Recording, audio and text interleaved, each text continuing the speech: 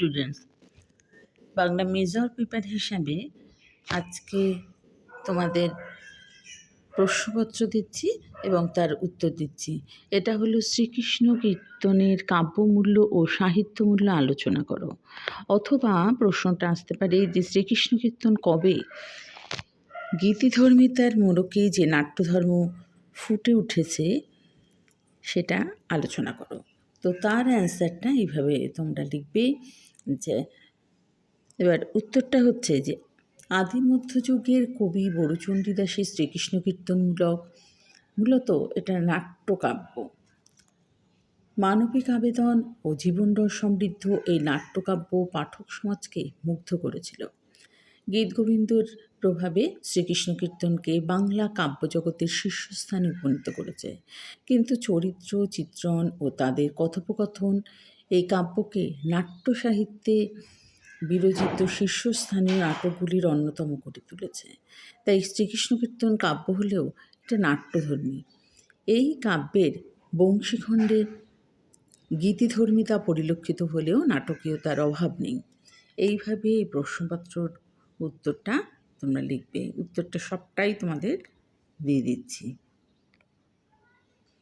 আর শেষে এরকমভাবে তোমরা লিখবে যে আবেগপ্রবণ হয়ে দেখা যায় যে রাধা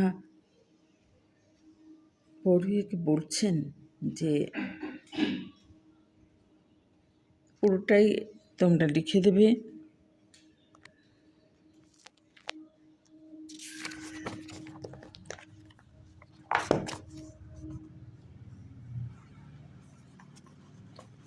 উত্তরটা এইভাবে তোমরা লিখবে।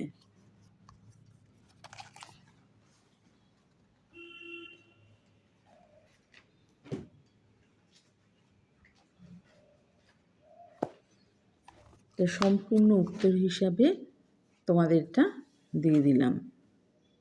আর শেষের দিকে এরকম লিখবে যে নাটকের প্রধান উদ্দেশ্য হলো যে বিভিন্ন ঘটনা, চরিত্র ও দৃশ্যের মধ্যে দিয়ে একটা দ্বন্দ্বমুখর অ্যাকশনকে রূপদান করা। শ্রীকৃষ্ণ কীর্তনের বংশীখণ্ডে বাঁশি চুরির ঘটনা এবং বংশীবাদকের বাঁশি বাজানোর যে বর্ণনা পাওয়া যায় সেটা নাট্য লক্ষণকে ঘনীভূত করেছে।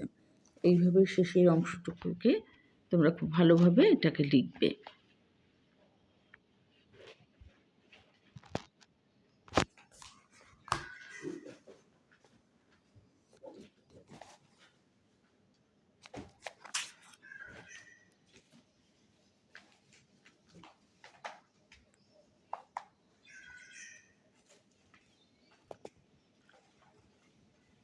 এটা বাংলা মেজর পেপার হিসাবে একটা প্রশ্নের উত্তর।